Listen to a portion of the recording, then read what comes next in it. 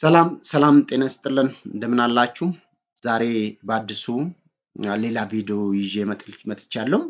ይሄ ቪዲዮ በተለይ ለተማሪዎች በጣም አስፈላጊ ነው።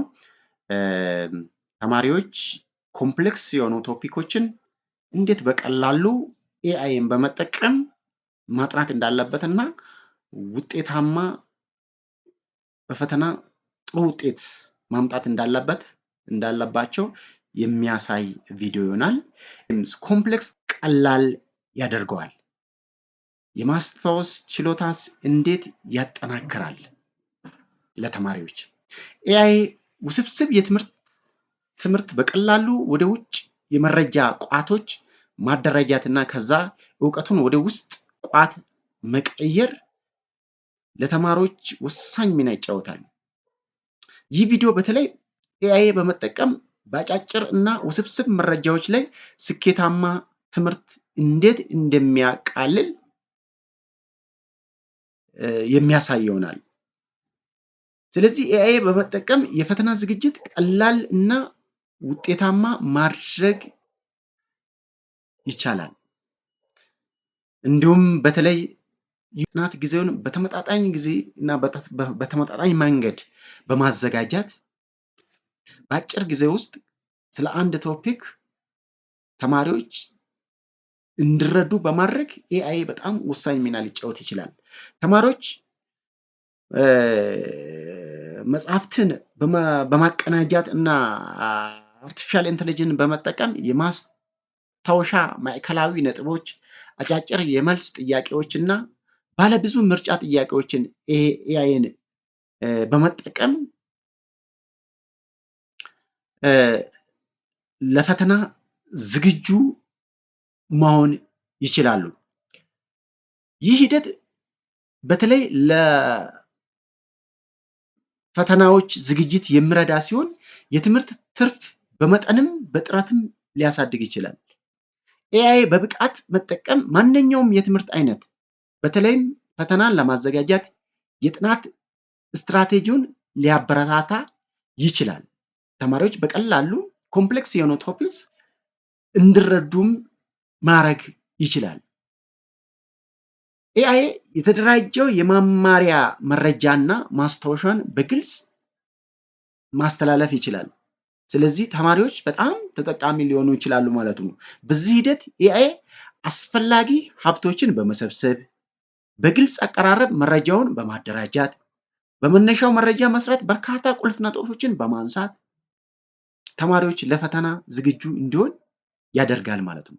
ስለዚህ እንዴት ነው ታዲያ እኛ ኤአይን ወይስ ተማሪዎች ኤአይን በመጠቀም ማጥናት የሚችሉበት ኮምፕሌክስ የሆኑ ቶፒኮችን በቀላሉ እንዲረዱ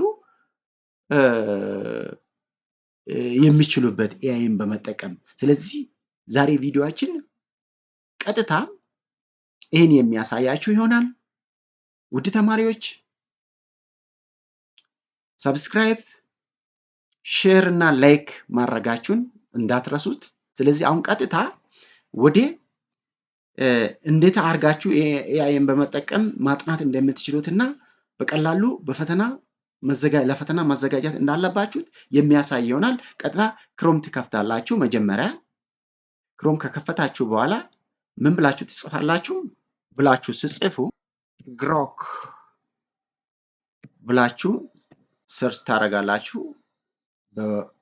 ለምሳሌ ከበድ ያለ ቶፒክ ኮምፕሌክስ የሆነው ቶፒክስ እንበልና ዩኒት ፎር ኤሌክትሮማግኔቲዝምስ የሚል ቶፒክ ላይ ይህ ቶፒክ በጣም ኮምፕሌክስ ከሆነባችሁ ቀጥታ ይህን ቶፒክ ማግኔታይዝድ ኤንድ ማግኔቲክ ፊልድ ኮምፕሌክስ ከሆነባችሁ ይሄን ቀጥታ ኮፒ ታረጉና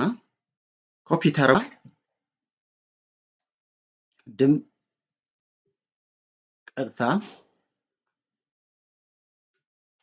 ኮፒ አርጋችሁ ያመጣችሁትን እዚህ ክሮክ መጥቷል። ድሮፕ ዩር ዶክመንት ሄር ከዛ እዚህ ጋር make concise and easy to study from this document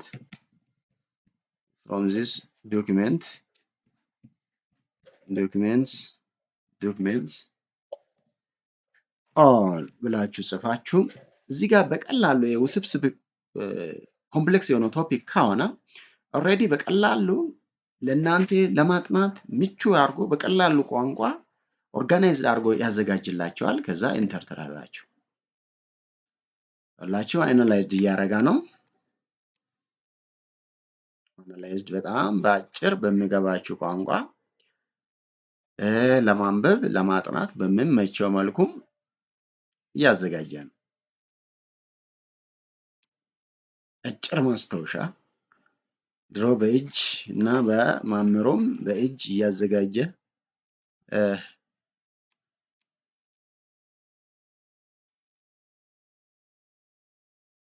ለሁላችሁ በደንብ አስቀምጧል። ከዛ በኋላ እንዴት ነው የምታነው? ይሄ የመጀመሪያ ስቴፕ ነው። ከዛ በኋላ በሚገባቸው ለርኒንግ አውትን በማስቀመጥ በሚገባቸው ቋንቋ ሾርት የሆነው ማስታወሻ አዘጋጅተዋል። ከዛ በኋላ ይሄን ኮፒ ታረጉና አሁንም በደንብ እንዲያደራጃችሁ መልሳችሁ ወይስ ኮፒን ባታረጉትም ከስር ፕሊዝ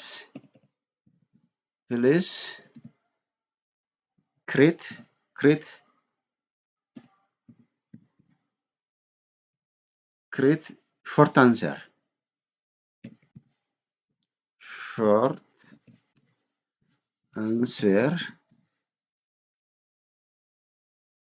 short answers 10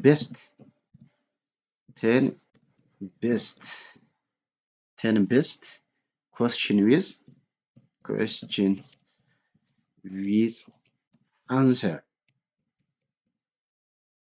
with answers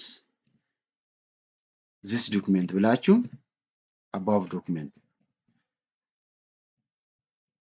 ብላችሁ ብትጠይቁ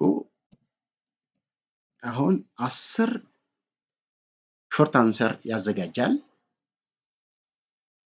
እንዴት አድርጋችሁ የመጀመሪያ ኖቱን አዘጋጃላችሁ። ከዛ በኋላ ይሄን ኖት በቀላሉ በጠየቃችሁ ጥያቄ መሰረት ሾርት አንሰር አዘጋጀ 10 ያውላችሁ። ስለዚህ ይሄን 10 ጥያቄውን መልሳችሁ እንደገና ኖት እንዲያዘጋጁና ወይስ መልቲፕል ቹዝ ኮሽንስ እንዲቀይራችሁ ጠይቃላችሁ። አሁንም ፕሊዝ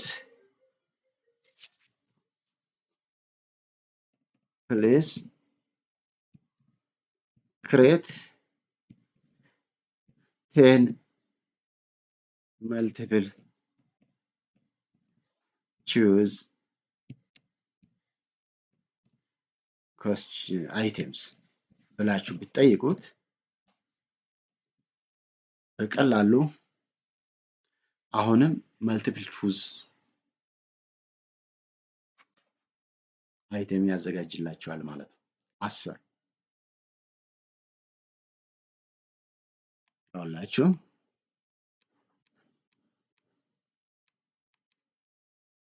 ያውላችሁ እያዘጋጀ ነው 10 ይሄ ሂደት ይህን ጥያቄውንም በማንበብ አጭር ማስታወሻንም በማንበብ ጥያቄውን ራሱ ሾርት አንሰሩን እንደገና አጭር ማስታወሻ ውስጥ እንዲቀይር በማድረግ በቀላሉ